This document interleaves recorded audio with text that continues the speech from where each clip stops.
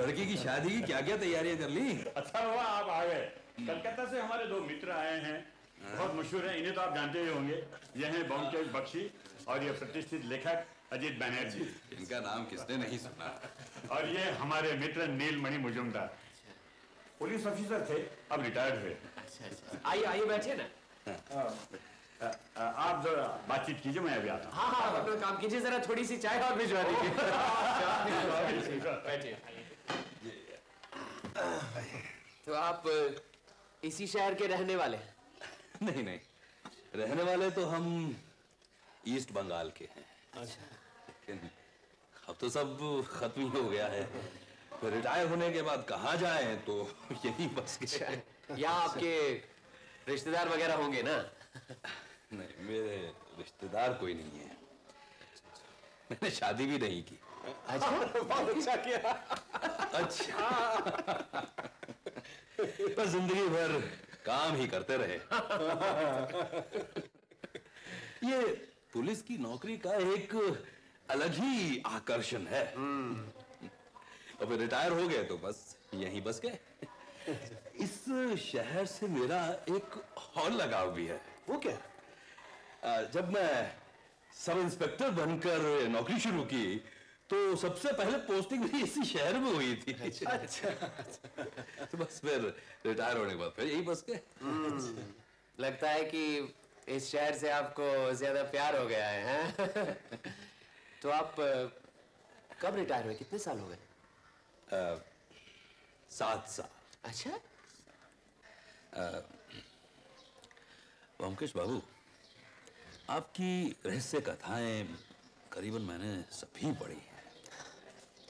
आपकी घटनाओं में हर जगह ही आपने समस्याओं का समाधान किया है।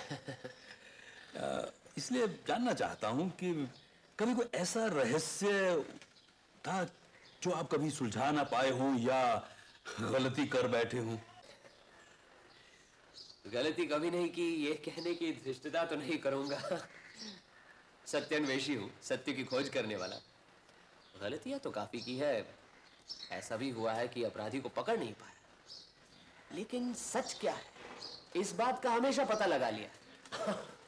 यह बात और है कि जितने केस मैंने देखे हैं उससे तो 1000 गुना ज्यादा घटनाओं से आप निपट चुके होंगे। हाँ, वो तो है ही। और मैंने सारे केस निपटाए भी हैं, सिवाय एक के।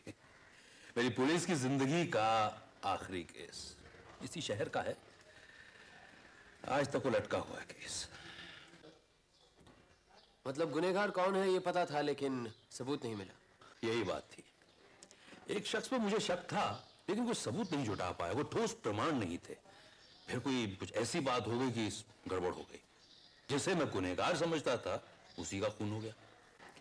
केस तो काफी मजेदार है। ठीक, मैं आपको केस का पूरा ब्यौरा देता हूं। देखते हैं आप गुनहगार को पकड़ पाते हैं या नहीं। अरे ये क्या कह रहे हैं आप जैसे अनुभवी पुलिस अफसर अगर इस केस को सुलझा नहीं पाए तो मैं क्या करूंगा। फिर भी अच्छा सुनाइए ना। रिटायर होने के 3 साल पहले की बात है। उस वक्त यहाँ पर काफी गैर कानूनी हरकतें हुआ करती थी, लेकिन मेरे आने के बाद कुछ कम हो गई। मेरी एक आदत हुआ करती थी, मैं बिना किसी को कुछ बताए साइकिल उठा रात को गश्त पर निकल पड़ता था, साथ में एक पिस्तौल और एक टॉर्च। जिस रात की मैं बात बता रहा हूँ उस रात भी इसी तरह ही आधी रात को मैं गश्त लगा रहा था साइकिल पर कि यकायक क्या देखता हूं कि 100 गज दूरी पर कुछ लोग लाश कंधे पर उठाए चले आ रहे हैं। रुको!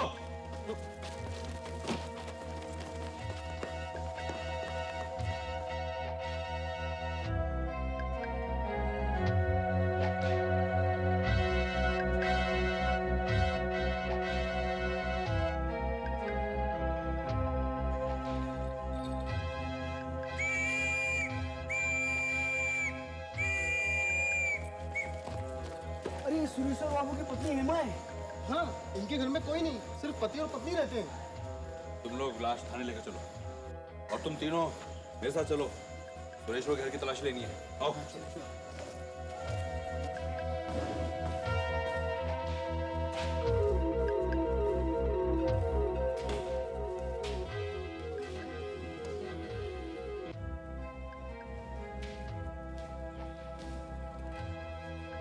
ये लड़की का बीमार थी, किसी को कुछ मालूम?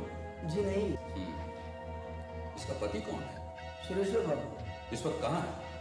काली बाबू की दुकान पे ताश खेलने गए। ये दुकान कहाँ है? गली के नुक्कड़ पर। लाश पहुंचा दी? Yes sir. ठीक है, तुम यहीं रहो।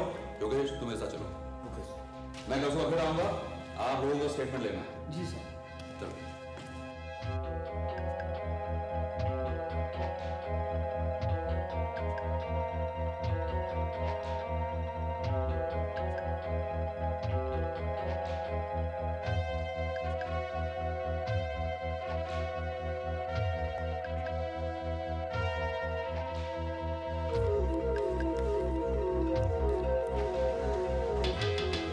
दरवाजा खोलो।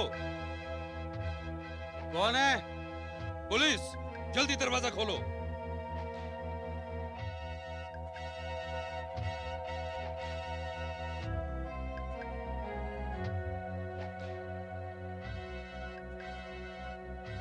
जी, क्या चाहिए आपको? तुम्हारा नाम काली किंकरदास है?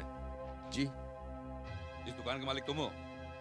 जी हाँ, क्या चाहिए? तुम्हारे साथ अंदर कौन कौन है? मेरे दोस्त हैं। हटो।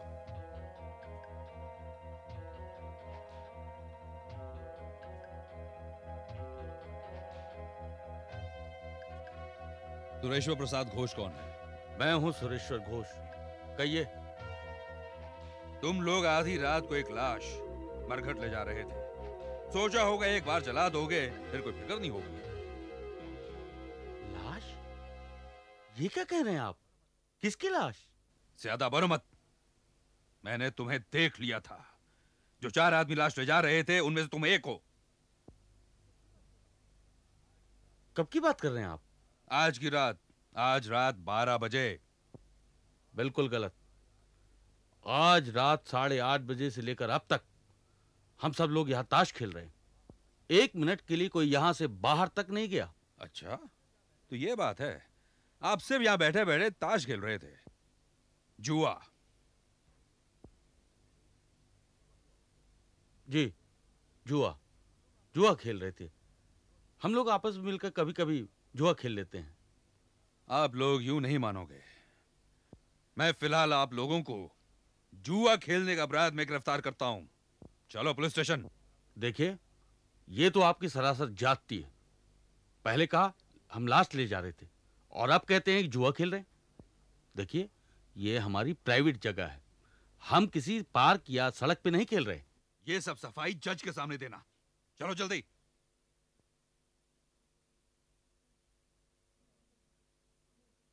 देखिए इंस्पेक्टर साहब, हम सब पुलिस स्टेशन चलेंगे, लेकिन वहां हमें अपने वकील से मिलने की इजाजत देना। क्या है कि हम अपनी अपनी जमानत देंगे। क्यों? यस। इसका फैसला अदालत करेगी। चलो उठो। सुनिए तो सही, आप किसी लाश की बात कर रहे थे। वो लाश थी किसकी? तुम्हारी पत्नी की। क्या? मेरी पत्नी? क्या कह रहे हैं आप? मैं कह रहा हूं कि तुम्हारी पत्नी का खून हो गया है। ये सब क्या हो रहा है? मुझे आपकी बात पर यकीन नहीं हो रहा है। हेमा मेरी पत्नी। मैं घर जाऊंगा। मैं घर जाऊंगा। अरे घर जाने का कोई फायदा नहीं है। लाश अस्पताल पहुंचा दी गई है। ले चलो इन्हें।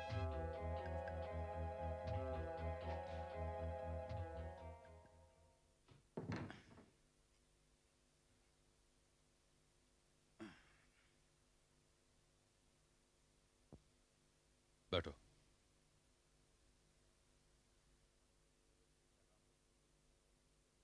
क्या काम करते हो? मेरे कई बिजनेस हैं, जैसे होलसेल बिजनेस। कितना कमाते हो? यही कोई 50-60 हजार रुपए। मकान तुम्हारा? जी। कब बनाया? बनाया नहीं, खरीदा। 5-6 साल पहले। पूरे 20,000 में खरीदा। अपने रुपए की बात मत करो। जितना पूछा जाए उसी का जवाब दो। शादी कब की? 7 साल हो गए। ससुराल कहाँ है? इसी शहर में। ससुर का नाम क्या है? नील मणि हालदार। वो कहाँ है? कहाँ है? जेल में होगा। जेल में? जी, अक्सर जेल में रहता है। ससुर के साथ संबंध अच्छे हैं? मैं उसकी सूरत तक देखना नहीं चाहता। पत्नी के साथ संबंध अच्छे थे? शादी के 7 साल बाद जैसे संबंध होने चाहिए वैसे ही थे। बाल बच्चे हैं? हेमा बांझ थी। आज रात 12 बजे तुम और तुम्हारे दोस्त तुम्हारी पत्नी की लाश ले जा रहे थे। मैंने टॉर्च की रोशनी में देखा था तुम्हें। आपको जरूर कोई गलतफहमी हुई सर। रात को 12 बजे मैं और मेरे दोस्त काली किंकर के यहाँ बैठकर ताश खेल रहे थे। ताश।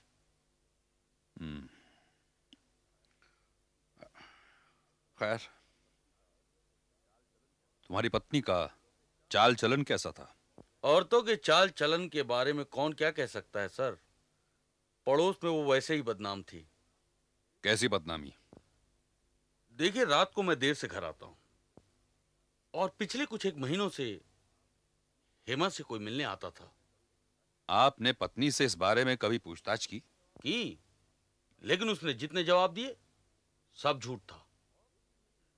और कुछ? और कुछ क्या? देखिए, एक दिन मैंने हेमा की अलमारी में कुछ गहने देखे जो मैंने उसे नहीं दिए थे। गहने कहां से आए? आपने अपनी पत्नी से पूछा? पूछना क्या है सरकार, औरत एक बार बिगड़ने की ठान ले तो उसे कोई नहीं रोक सकता। पूछा नहीं जा सकता, लेकिन खून किया जा सकता। मैंने किसी का खून नहीं किया। तो किसी से करवाया? मैं क्यों करवाने चला? इसलिए कि तुम्हें मालूम था कि तुम्हारी पत्नी बदचलन थी। लेकिन इससे ये कहीं साबित नहीं होता कि मैंने उसका खून किया है या खून करवाया है। तुम्हारी पत्नी गुजर गई है, इससे क्या तुम खुश हो? खुश तो नहीं हूं, लेकिन मुझे अफसोस भी नहीं है, क्योंकि जो जैसा करेगा वो वैसा भरेगा।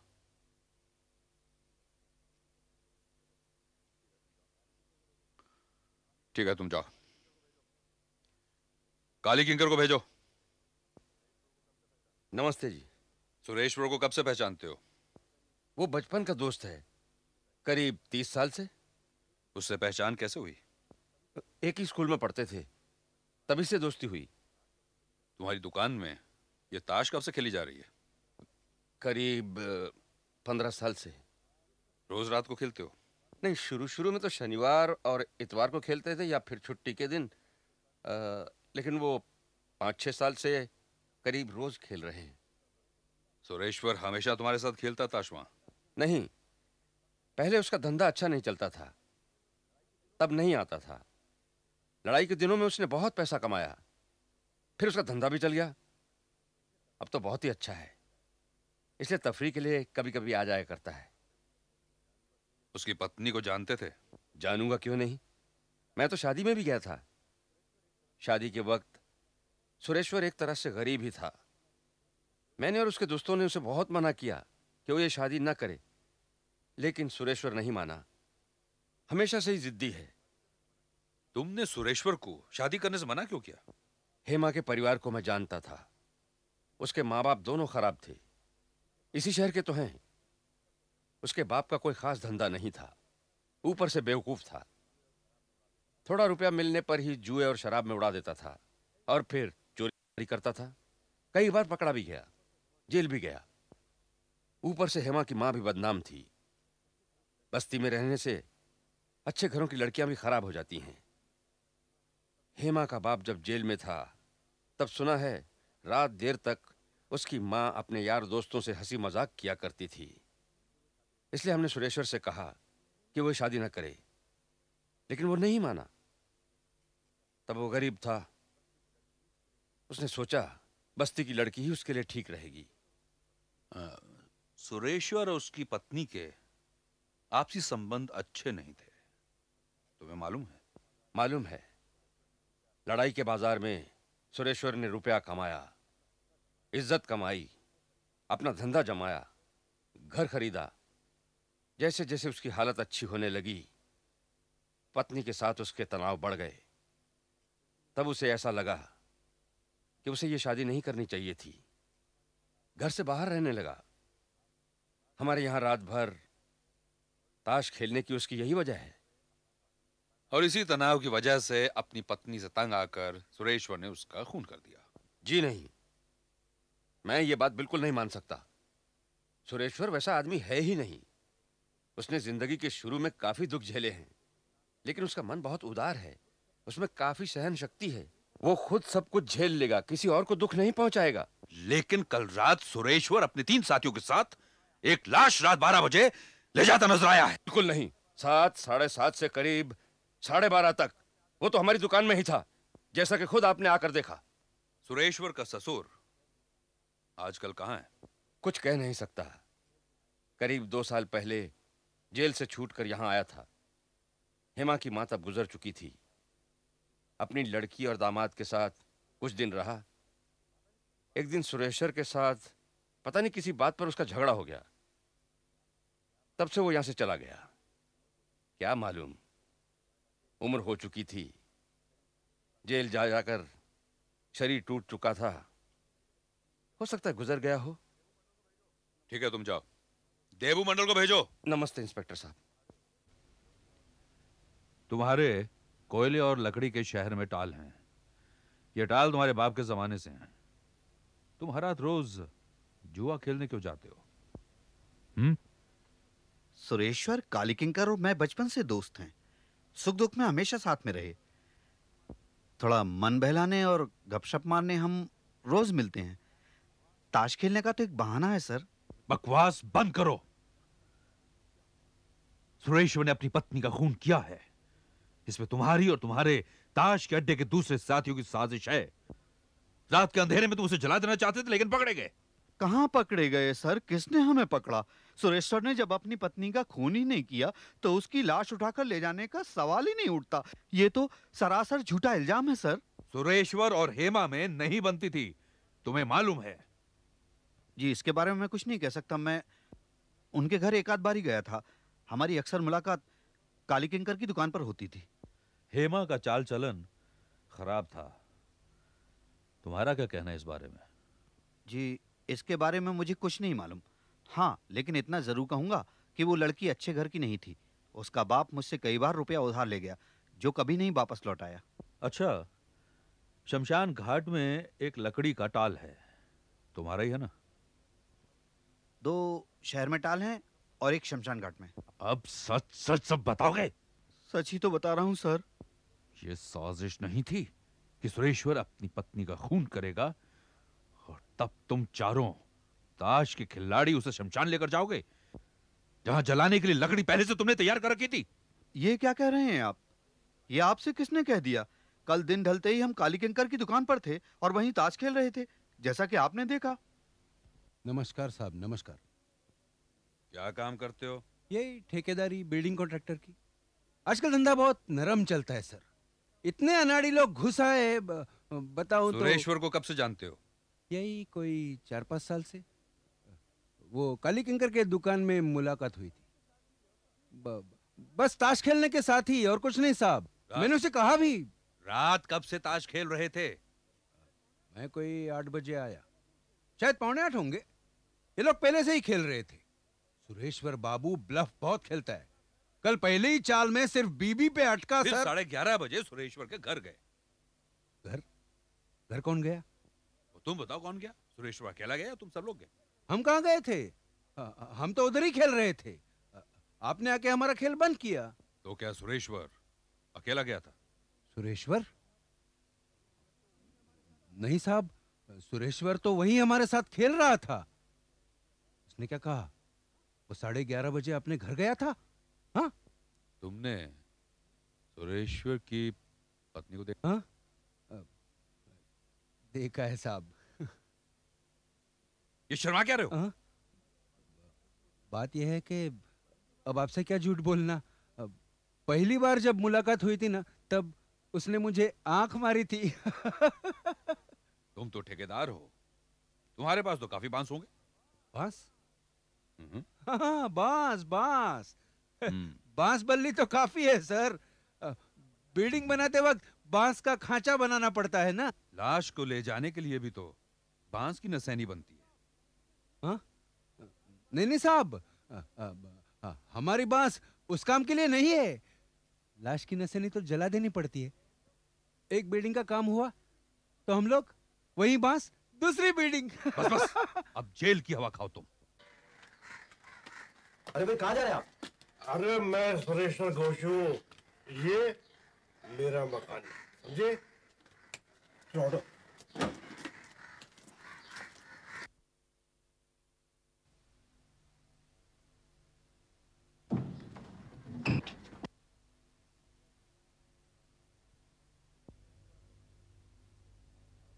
धन्यवाद वकील बाबू, आपकी वजह से हम सब बेल पर छूट गए। बेफिक्र रहिए आप, पुलिस के केस में कोई दम नहीं है, आप परेशान ना हो। अरे खामाखा रात भर परेशान किया, अब तो मैं चादर तान कर सोऊंगा। सुनिए, कल मिलिएगा। Okay, good night. Good night. Sir, Sureshwar babu सुबह 11 बजे आए थे। कहाँ है वो? अंदर हैं, शायद सो रहे हैं।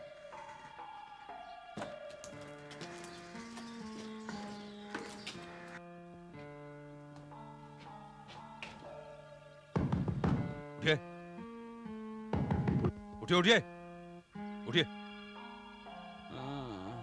अब क्या है? हम तुम्हारे घर की तलाशी लेना चाहते हैं। तलाशी? तो लीजिए ना, शौक से लीजिए, लेकिन भगवान के वास्ते मुझे सोने दीजिए। अच्छा, तुम्हारी पत्नी का कल रात खून हो गया है, लाश अभी भी अस्पताल में है और तुम सो रहे हो। भाई सोच रहा हूं कि कल रात भर आपने हमें परेशान किया, और देखिए हेमा की लाश पोस्टमार्टम के लिए गई है। उसकी रिपोर्ट मिलने के बाद ही क्रियाक्रम की तैयारी करेंगे। इधर आओ। तुम दोनों चारों तरफ अच्छी तरह नजर डालो। जी सर। कोई हथियार या खून से सने कपड़े या कुछ भी मिले तो बताना मुझे। Okay sir. जाओ। सुरेश्वर, उठो। मुझे तुम्हारी पत्नी के गहने देखने हैं।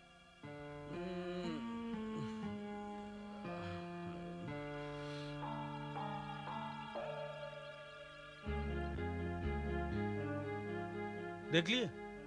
लाइए, रख देता हूं। इनमें से कौन कौन से गहने हैं जो तुमने नहीं बनवाए? मैंने ये मैंने नहीं बनवाए। ठीक है, इन्हें फिलहाल मैं पुलिस के कब्जे में रख लेता हूं, बाद में वापस कर दूंगा। और कुछ? हमारे आदमी सब देख रहे हैं, तुम चाहो तो सो सकते हो। अरे आइए आइए नीलमणि, आइए, बैठिए। पोस्टमार्टम कर लिया। हाँ। रिपोर्ट कल मिल जाएगी। क्या पता चला? मौत का वक्त क्या था? रात करीब 10 बजे थे। और मौत की वजह? वैसे ऊपर से देखकर तो कोई जख्म या वार का निशान नहीं मिलेगा शरीर पे। तो क्या जहर से? नहीं, जहर भी नहीं, बहुत ही कुशल तरीके से मारा है। अच्छा नीलमणि बाबू, वो आपको जिन पे शक है उसमें कोई फौज का आदमी है क्या? नहीं, फौजी तो कोई नहीं है। लेकिन सुरेश्वर, औरत का पति, लड़ाई के दिनों में मिलिट्री कॉन्ट्रैक्टर था और गोरों से, अंग्रेजों से उसका मिलना जुलना था। क्यों, क्या बात क्या है? वार के निशान औरत के बदन पर बाहर से तो नजर नहीं आते, लेकिन उसके गले की एक खास नली, जिसे थायराइड कार्टिलेज कहते हैं, उसे पूरी तरह से नष्ट कर दिया है। मतलब गला घोंट कर मारा? नहीं, गला घोटने से तो चमड़े के ऊपर उंगली को निशान आ जाएंगे ना। और फिर गला घोट के मारने में तो कोई नई बात है ही नहीं। तो फिर? पिछली लड़ाई में सिपाहियों को बिना हथियार के दुश्मनों को मारने का तरीका सिखाते थे। हाँ। मालूम है? नहीं, क्या है? मान लीजिए जंगल में लड़ाई हो रही है, आप निहत्थे हैं और किसी हथियारों से लैस दुश्मन से आपकी मुठभेड़ हो जाती है। भागने की कोई गुंजाइश नहीं है और भागने की कोशिश भी आप करें तो दुश्मन आपको गोली मार देगा। ऐसी सूरत में आप किस तरह अपनी हिफाजत करेंगे? आप दुश्मन के दाहिनी तरफ आकर खड़े होंगे और फिर फुर्ती से उसकी तरफ मुड़कर अपने दाहिने हाथ से जोर से वार करेंगे उसके गले पर। बस थायराइड कार्टिलेज टूट जाएगा और फौरन मौत। फौरन मौत? हाँ, गला घोटने से जिसका गला आप घोट रहे हैं वो लड़ झगड़ कर बचना भी चाहेगा। इस तरह के वार में वो झमेला नहीं है, फौरन मौत। कमाल है। उस औरत की मौत ऐसे ही हुई है, आपको पूरा यकीन है? बिल्कुल, इसमें कोई शक नहीं।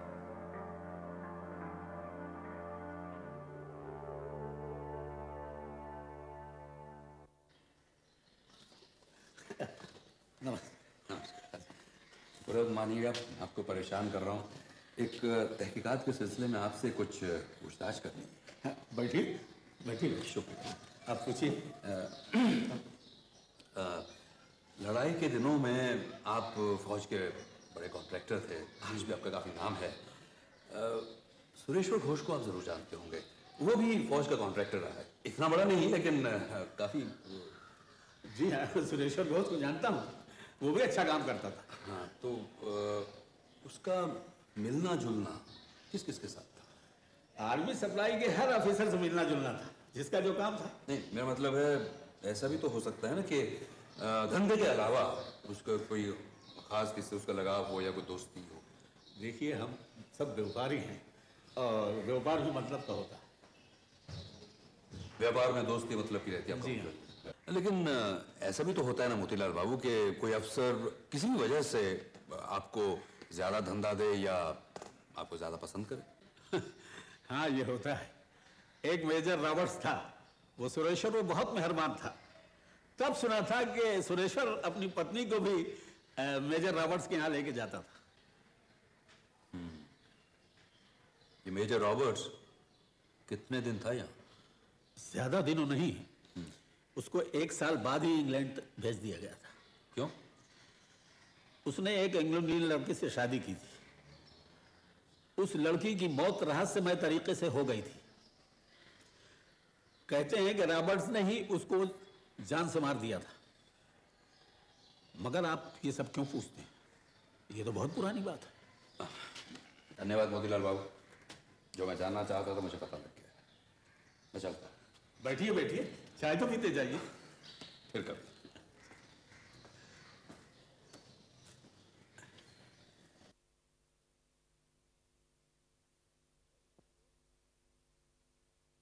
दरवाजा खुला क्यों है? सुरेश्वर बाबू, चलो अंदर चलते हैं।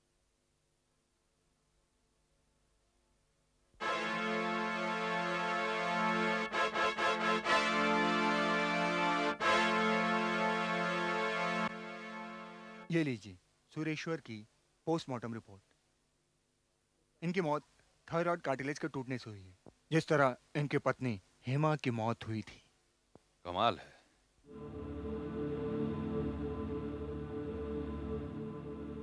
जिसे मुजरिम समझ रहे थे खुद ही शिकार हो गया। तो ये केस है।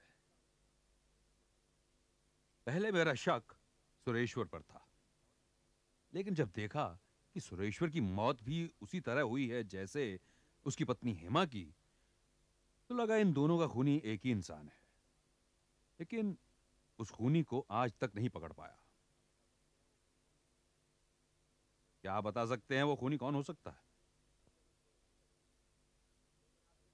चलिए कोशिश करते हैं, लेकिन आपको मेरे चंद सवालों का जवाब देना होगा। जवाब मालूम होंगे तो जरूर देंगे। अच्छा, ये बताइए कि सुरेश्वर का वारिस कौन है? सुरेश्वर ने कोई वसीयत नहीं बनाई थी। उसकी एक चचेरी बहन है, वही वारिस बनी। एक गरीब विधवा औरत घर घर काम करके पेट पालती थी, उसी को सब कुछ मिला। जिस रात सुरेश्वर का खून हुआ था तब उसके 3 दोस्त वो कहाँ थे? करीब रात भर काली किंकर की दुकान में ताश खेलते रहे। मैंने अपने गुप्तचर लगाए थे उनके पीछे, और उनकी गतिविधियों से जो पता चलता है उनमें से कोई खूनी नहीं हो सकता। अच्छा, जिस समय सुरेश्वर का खून हुआ था तब उसका ससुर, क्या नाम है, दीनमणि हलदार, वो कहाँ था, उसका पता लगाया आपने? हाँ, पता लगाया था। वो उस वक्त कोई 50 मील दूर एक गांव में था और पेचिश की वजह से खाट पकड़े हुए था, कहीं आने जाने लायक नहीं था। और फिर जिस तरह से इन दोनों का खून हुआ है, ऐसा कौशल वो कैसे जान सकता है? एक बात बताइए, आपको क्या लगता है हेमा का चरित्र खराब था? नहीं, मैं यकीन के साथ कह सकता हूं कि वो अच्छे स्वभाव की लड़की थी, खराब नहीं थी। लेकिन उसका खून तो गंदा था। उसकी माँ, क्या नाम था उसकी माँ का? अमला।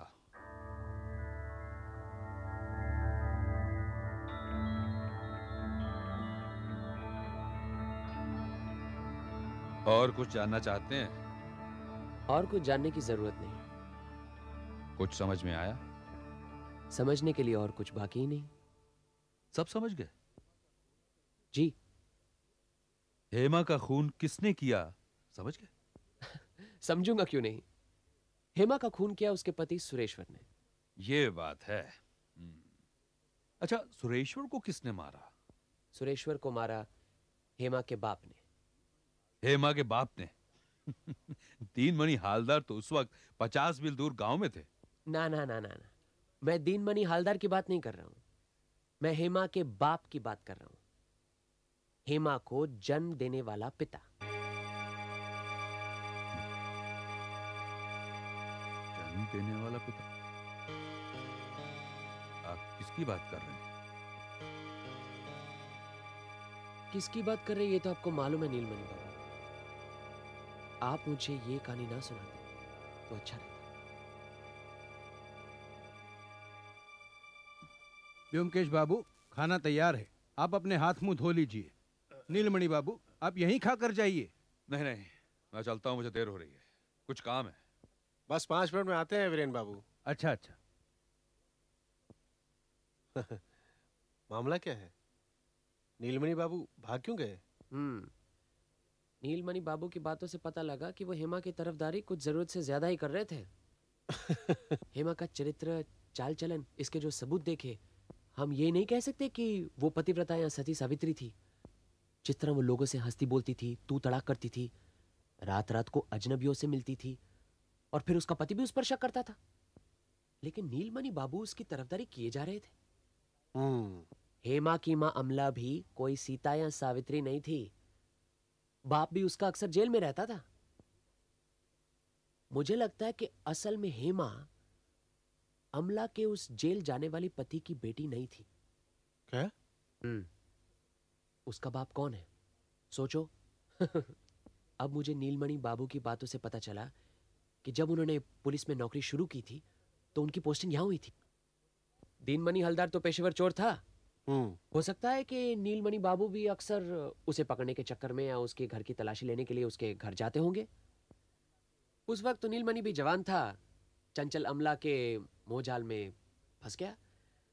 और जब दीनमणि बाबू जेल की हवा खा रहे थे तो ये दोनों मिलकर, इनके संबंध कुछ कुछ करीब, समझ रहे हो ना? हाँ।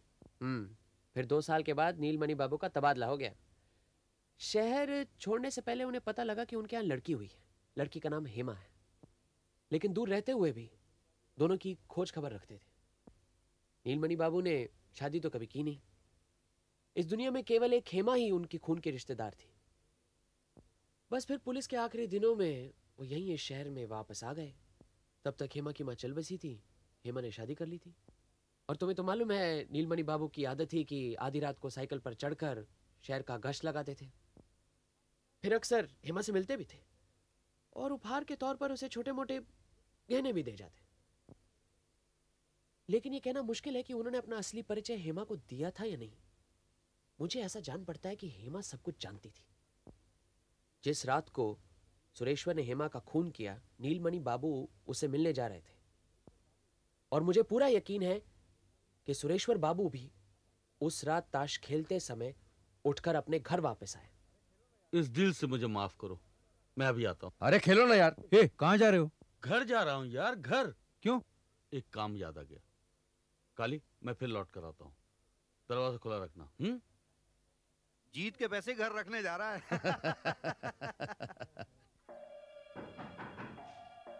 आ जाओ, दरवाजा खुला है।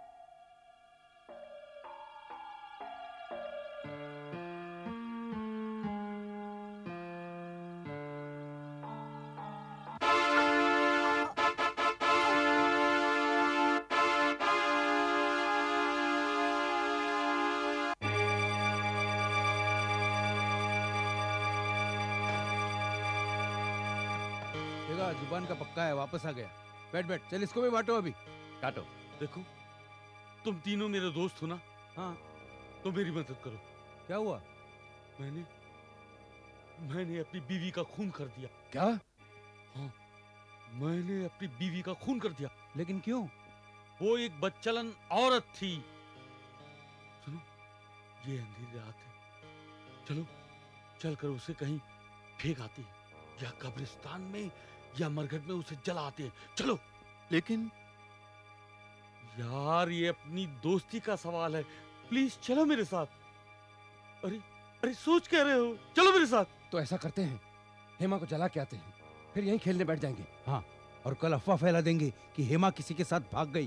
क्यों, ठीक है ना? हाँ, चलो चलो चलो चलो। एक एक करके नीलमणि बाबू ने चारों दोस्तों से पूछताछ की, लेकिन वो सब दिखावा था। बस फिर उन्होंने फैसला कर लिया कि वो अपने बेटी के हथियारे से खुद ही बदला लेंगे। 24 घंटों के अंदर ही उन्होंने सुरेश्वर का खून कर दिया। हाँ, लेकिन नीलमणि बाबू ही हेमा के पिता हैं। ये बात इतने दावे से कैसे कह सकते हो? कह सकता हूं। इसके लिए मैंने एक चाल चली।